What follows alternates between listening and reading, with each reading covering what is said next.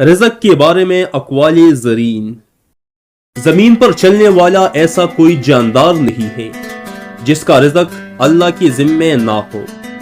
کوئی انسان کتنا ہی گناہگار کیوں نہ ہو، لیکن اللہ تعالیٰ اس کے لیے دعا کا وسیلہ، توبہ کا راستہ اور رزق کا دروازہ کبھی بند نہیں کرتا۔ بندے کا بغیر طلب کیے رزق پا لینا اس بات کی دلیل ہے کہ رزق کو بندے کی تلاش کا حکم دیا گیا ہے۔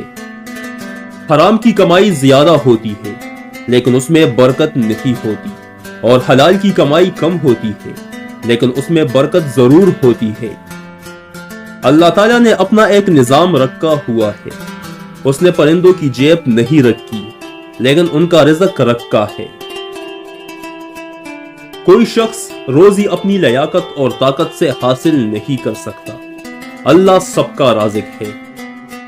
حلال کمائی انسان کاتا ہے اور حرام کمائی انسان کو کھا جاتی ہے۔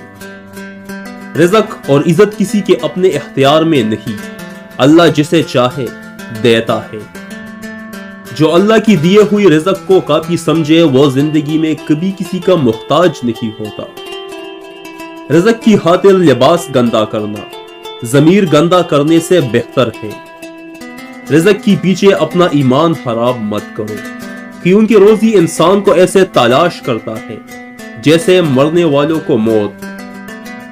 جب اللہ آپ کی معیشت کو بڑھاتا ہے تو آپ اپنے رہنے سہنے کے معیار کو نہیں بلکہ مدد کرنے کے معیار کو بڑھائے۔ جتنی روزی اللہ نے تمہارے لیے مقدر فرما دی ہے اس پر راضی اور مطمئن رہو تو تم سب سے زیادہ غنی آدمی بن جاؤ گے۔ اگر رزق عقل و دانش سے ملتا تو تمام جانور بھوکے مر جاتے۔ انسان کی تمام پریشانیوں کی وجہ مقدر سے زیادہ چاہنا، وقت سے پہلے چاہنا اور قناعت پسندی کی کمی ہے۔